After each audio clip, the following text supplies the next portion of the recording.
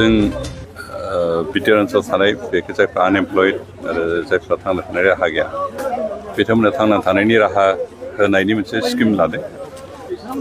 गुबुन गुबुन स्किम लागोन खिन्थु बर्थमान जों बिनि फार्स्ट आगान हिसाबै खुसेर फेरेदनानै फाननो हानाय बिदैखौ फाननो हानाय बायदि मोनसे मेसिन जों रानदों। दिनै दुलाराय बिटिसि ओनसोलाव 300नो जों रानगोन। बिनिनो चिरां जिल्लायाव इतिमध्य 41 रानबाय आरो क'क्राझाराव 81 राननाय जादों।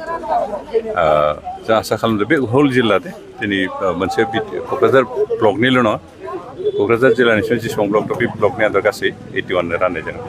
इतिमध्य सिलेक्टेड जाखाबाय बेनिफिसियारिफोर, बिथांमोनखौ लिंहरनो हासिगोन।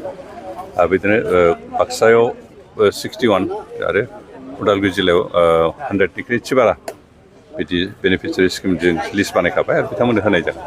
जों आसा खालामदों बे मेसिनजों अन्तत जोंनि माखासे न'खरा दिनै 300 मानसिनो हरनाय मिन्स 300 न'खरा बेजों थांना थानायनि मोनसे उपायखौ मोनसिगोन। बेनिखायनो बेखौसो खावलायनो सानदों जायफ्रा मोनदों बिथांमोना जाहाथे बेखौ मोजाङै बाहायो। खारन बेखौ जों खस्थ' खालामनानै फेरेदनाय बिदै फानोबा सानसेयाव खमावनो 5,000 थाखा इनकाम खालामनो हागोन।